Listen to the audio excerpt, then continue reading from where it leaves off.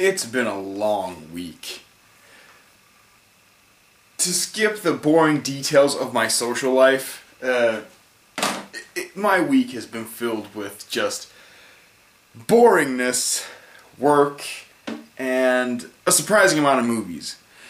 Last Friday was the Swedish premiere of the film Green Lantern, which is what this vlog is for.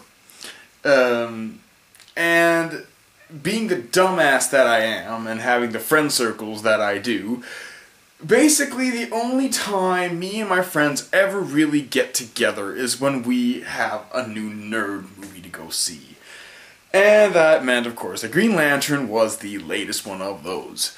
And so it ended up that I heard the reviews, obviously, and I'm sort of in I think especially here in Sweden, pretty unique perspective of being a fan of the comic book. And I really mean a fan of them. I don't know everything about all the characters, but I could look at the standee they had in the movie theater and point out that's Kilowog, that's Tomare, that's probably supposed to be Boudica, and that's Sinestro and Hal Jordan. I could point out the main characters. I know of the Green Lantern Corps and the other corps. I've read Blackest Night and Summer Brightest Day, and I've read the origin story that Geoff Johns wrote for the Green Lantern, Secret Origins, and some other stuff. I read the Sinestro Corps War, which I really, really liked.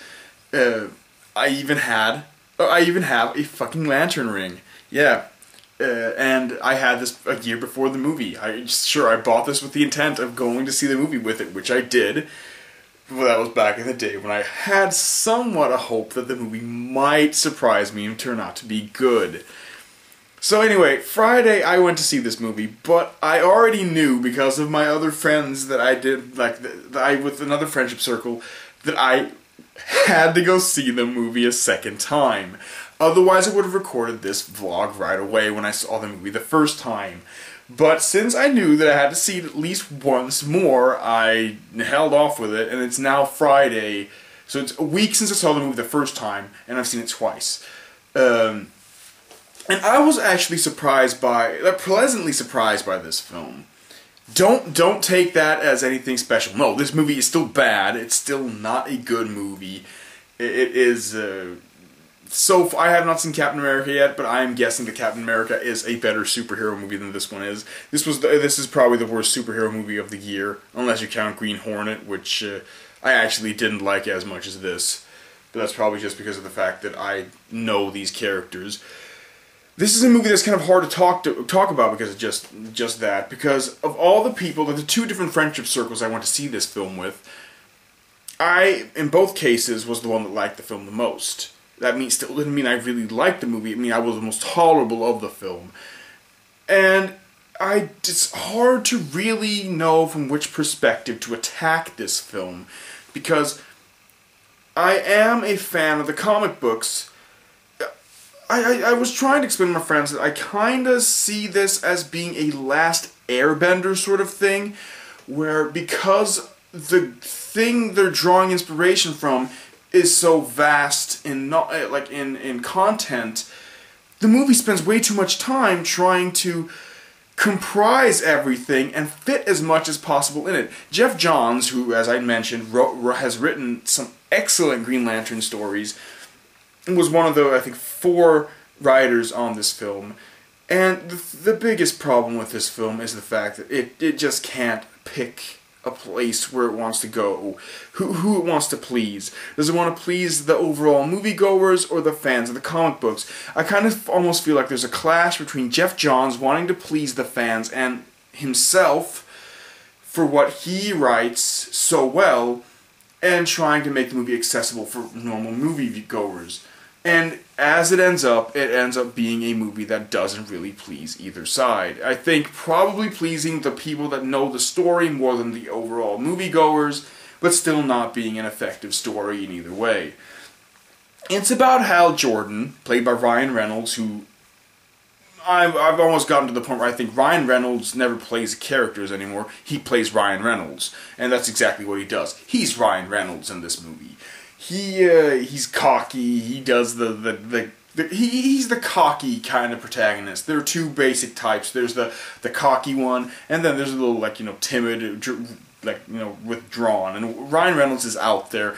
His entire thing is that the Green Lantern, the movie begins, and already from the first couple of minutes, I think that anyone who doesn't know this mythology is lost right away. The movie begins with Jeffrey Rush having this introductory speech about Parallax and the Green Lantern Corps, and how there are 3,600 sectors out there in the universe. Each one, immensely big, and each one has a lantern. And he gives this thing about a parallax, this evil entity which is driven by the color yellow, and how Abin Sur, the protector of, I think it's 2814 is Earth's sector, how he imprisons Parallax, and basically they shoehorn. It kind of feels like every character in this movie is shoehorned into the plot just because the fans need to have the characters there. This, as I said, the movie starts with this big introductory speech, which I think, if you don't know the comics at all, confuses you. And if you know the comics, you're going to be confused, wait, why is Parallax in this already? What's going... You kind of don't know why they've changed it this way. Just because I guess they think because it's a movie about Hal Jordan, they need to have the character Parallax, which is a very, very, very important part of the Hal Jordan story in the comics, be present. But it doesn't work. And they've completely changed the character in a lot of ways. And the villain is very badly done. But then again, everything's badly done, which is why I can't even really find a well-structured way of pointing out what's wrong with this film. Ryan Reynolds plays Ryan Reynolds. Carol Ferris, his love interest, played by Blake Lively, is a cutesy-wootsy pilot, slash daughter of the guy who owns the Ferris Air, Carl Ferris. She's the daughter of the guy that owns the friggin' air base where they work. It begins with Hal Jordan doing what Hal Jordan does, being an asshole. They're gonna show off these new, not spy planes, but these AI-driven planes against Carl Ferris's two best pilots, which are his daughter Carol Ferris and Hal Jordan. Carol Ferris being the more serious one, Hal Jordan trying to show off. Basically, the entire thing goes to hell, and you just feel like, you know what, I don't like Hal Jordan. He's kind of an asshole, and it kind of feels like it's not just his fault, it feels like every single character in this movie, except maybe Carol Ferris, is an asshole. And I think the reason why you feel like Carol Ferris might be the one character who's not a complete asshole at the beginning of this film is because of the fact that Blake Lively, just pretty much spends the first half of this movie just looking into the camera like this. Or looking into his eyes, and blinking her giant big eyes. It's kind of hard to hate someone who does that, but it's not good. Her character is not well done, even though I kind of thought her acting was pretty okay. Oh man, I don't even know if I'm supposed to spoil this movie or not. I don't know. Basically, the premise for those who don't know about the Green Lantern is that beside it being this big, basically, space police corps, every lantern has a ring that can create anything that they imagine. Anything, your imagination is the limit. It's basically like the Orin from Neverending Story, only not as cool, at least not in this movie. And Abin Sur, at the beginning of this film, is attacked by the freed Parallax and is fatally wounded. He crash lands on Earth and he sets his ring to find a replacement, which then tracks down Hal Jordan after him getting grounded for being an asshole during this demonstration of these AI-driven planes. Hal Jordan is very reluctant in this film. Kind of a little bit like Johnny Depp in Pirates of the Caribbean. He plays around with the ring, but as soon as a bigger problem he's confronted with a bigger problem, he kind of backs out. I don't want this. The ring chose the wrong guy. Because the whole point is that Green Lantern has to be fearless, and Hal Jordan apparently isn't, even though he is. it's basically like this entire movie also boils down to an anime issue, kind of like, you know, like in animes where the characters are like, I don't know if I can do this, I can't do it, and then someone's like, I believe in you, you can do it, and they're like, I can do it, can't I? That's the ending of this movie. Spoilers. Like Hal Jordan, I'm afraid. I don't know if I can fight them, Carol. Carol's like, I believe you can. It's like, okay, fine, I can. Oh, man, as I said, I can't even really structure this review. This is more like an angry rant.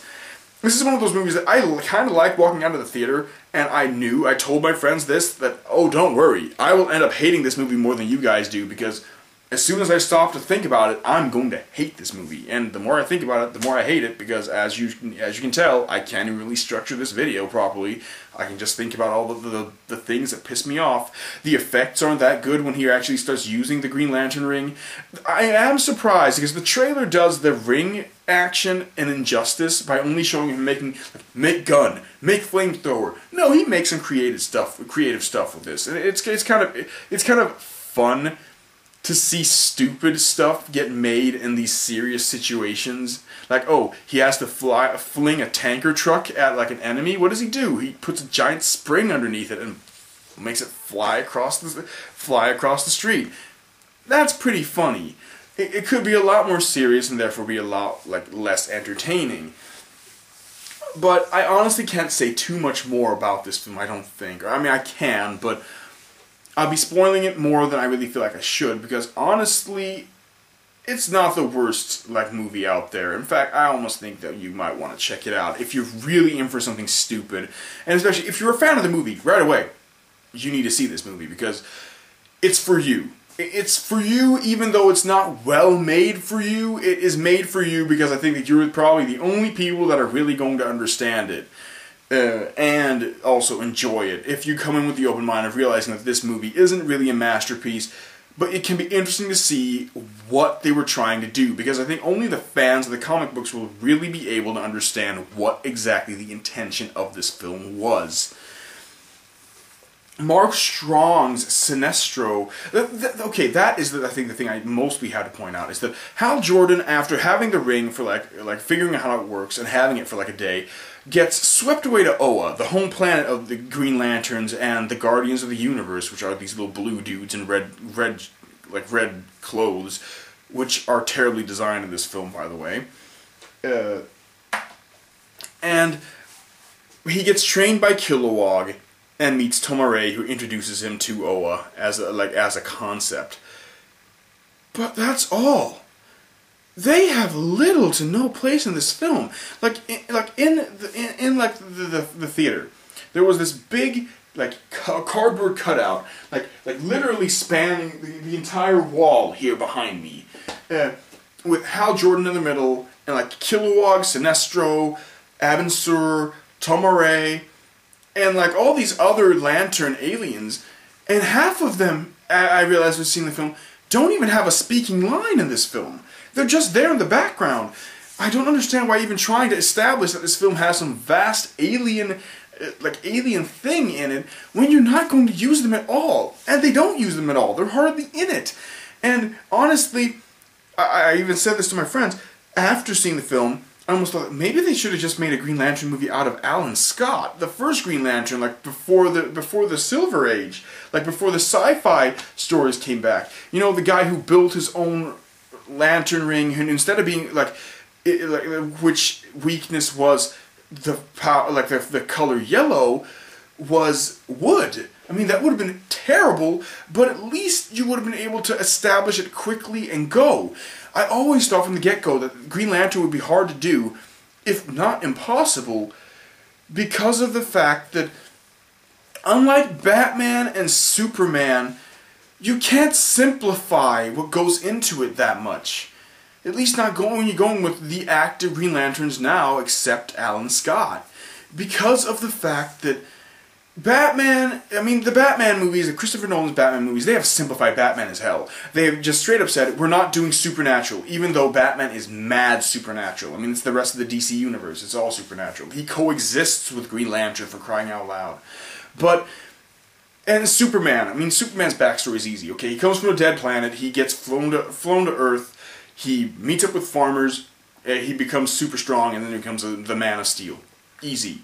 That you can establish that quickly, and that's a story that I will honestly never get tired of. I've seen that story been told like in Smallville, animated movies, Superman Returns and the original Superman movie, and I look forward to most of all seeing the first act of Zack Snyder's Man of Steel movie. That's the most honestly the most interesting thing. I am kind of looking forward to that movie as a whole, but I want to see the introduction sequence to see if they can update it and make it more interesting. I like all the takes on that. But Green Lantern has such a vast thing. As I said, I mean, the movie begins with a big opening speech where they pretty much, they would almost need a diagram. They have all these pretty, space pictures. They're trying to make it, celestial images that are supposed to explain how everything's going down. But what they really would need is a fucking chart saying that there are 3,600, sections in the universe. Each one has one lantern. And it's so, these are all these lanterns. They have the power green because green is the is the color of will, and will is what makes it so that you can do whatever you want with your ring. They're weak, the opposite of will is fear, which is represented by the color yellow. And yellow is this evil dude Parallax, who, yeah, he's kind of here, and this movie needed... The Green Lantern mythos is so big that you have to have so much of it in the film, that by cutting, no matter how you do it, I think you're going to, fail. It's basically, I don't blame Martin Campbell or any of the screenwriters for this movie being not great, because I think Green Lantern is just too vast. You have to find a way to, definitely slim it down. And they're already talking about the sequel to it, and that it's going to be darker and all that. And my friends are like, why are they making a sequel to this movie? And I say two things. First of all, if Elektra could spin off from Daredevil, and if Fantastic Four could get a sequel, Green Lantern can get a friggin' sequel. And second of all, now that everything's been relatively established, hopefully, they can actually give us a decent film. That could very well be the case. I mean, if you look back at Spider-Man, for example, I mean, okay, the first Spider-Man movie is good. It's really good. But the second one is a lot better because it is already established. Spider-Man is established. And Green Lantern, I guess, is already sort of struggling because no one's going to go in there who's seen the first movie and be pumped for Green Lantern 2, except maybe me and the other fans. But I mean, now that everything's established, there's a hope. Maybe they can make a good movie out of that, because they've established what he can do, who the characters are, and how this whole core works. And I really there's a post a middle of the credits sequence, which I'm not going to really talk about, but just say it's fucking terrible. It is fucking terrible, because you know what? It pretty much gives you the plot of the second movie right away. It's not an implication as much as just directly, this is what we're doing with the sequel. And it's yeah, I don't want to know that. Any fan of the comics knows that.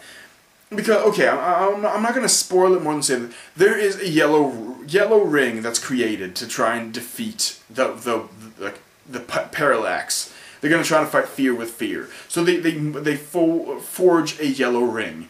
And obviously they never do anything with it in the film. But it's I understood that the end credit sequence would have something to do with that. But they take it too far. They don't make an implication as much as they beat you over the head with an exposition hammer, boom, this is what we're doing. Fuck you and your intelligence. Ha! No implication. We're directly force feeding you this stuff. And I don't like that. Also, that's my entire take on it. I guess I should just say quickly about everything else that bothers me. The acting for some of the characters is really, really hammy, especially the guy that plays Hector Hammond. He is over the top as hell. And also, as my friends pointed out, and I'm reluctant, but I have to admit it, Hector Hammond is in this movie just for fan service. He does not really fill any function.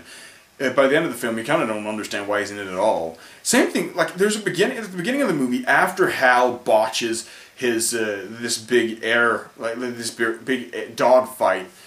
He goes to visit his family, and particularly his nephew Jason, who is a character from the comics, he's not like integral, but he is there, and he is a character that actually has some value.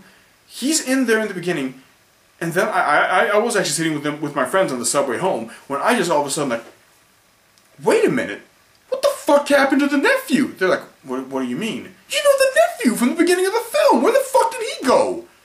They never used him again. They never talked about him again. He was gone. Where'd he go? Why was he in this movie to begin with?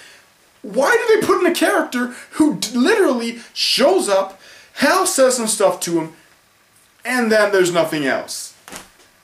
Fuck. So yeah, characters that are superfluous, some of them are even overacted and like dampen the intelligence of the film or like the story that's trying to be told. Some of the special effects, particularly one where Hal is flying Carol to safety, and one where like a helicopter is like crashing through a big outdoor banquet, are terrible, like abysmal, like they're something from an asylum film, like Mega Shark versus Giant Octopus. They don't look like something that a big like Hollywood production, a Warner Brothers movie would be able to like throw out there. As for the humor in the film, the humor is really bad as well. I found that it almost didn't work for me at all. Like, there was one really funny joke, and it's basically the reverse Superman. I'm gonna spoil this joke for you, but it is the one really funny joke in this film. It got by far the most laughs, and it was the only moment that really deserved to get that much laughs. It's when Hal Jordan shows up in his Green Lantern costume. He has saved Carol Ferris, like, obviously she's the damsel in distress. He's saved her once before, and he's coming back to, like, properly introduce himself to her. And so he gets, like, he flies to her balcony and does the Superman thing, where he's like, I didn't get a chance to say goodbye before. And they start talking to each other. And as they walk toward each other, she just sort of squints a little bit, and she's like, Hal?